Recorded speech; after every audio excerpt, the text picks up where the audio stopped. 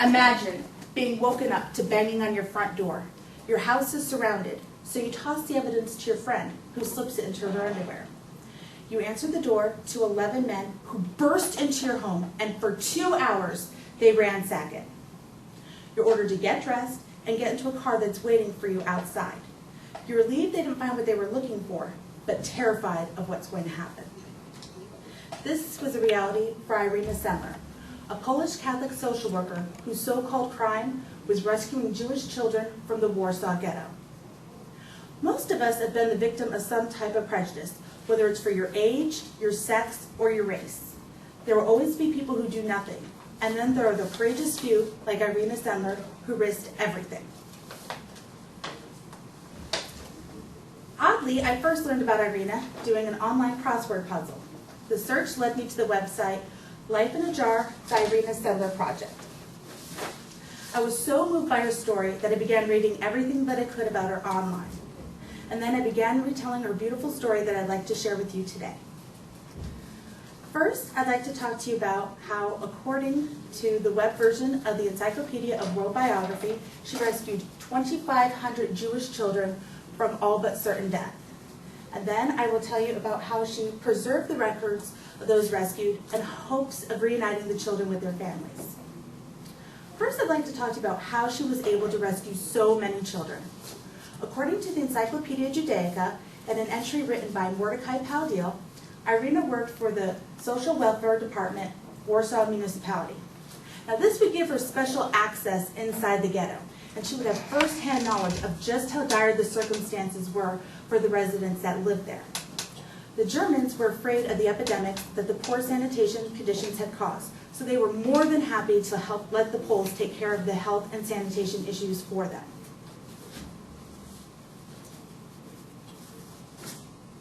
Rescuing the children would be no easy task. First, she would have to convince the parents to give their children to her. She couldn't even guarantee their survival, only if they stayed that they would surely die. Then she would give the children new identities and tell them to forget about everything that they knew about themselves.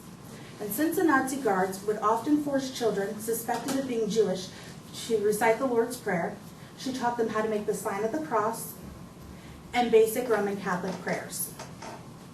Then, with exact precision, Irene would smuggle the children out through the sewers and through coffins, body bags, potato sacks, and even a small toolbox. The smaller children were given sleeping pills or had their mouths taped shut to prevent them from crying. Even outside of the Warsaw Ghetto, they were still not safe. They were frequently relocated due to blackmailers threatening to turn them into the Gestapo. Now I'd like to talk to you about how she preserved the records. Irene would write on small slips of paper the identities of their old identity, their new identity, as well as where the children were now located. Irene was solely responsible for maintaining this list, so she would practice throwing the list outside of her apartment window and into a bush. Unfortunately, when the Gestapo surrounded her home, this was not possible, so she tossed the evidence to her friend, who slipped it into her underwear.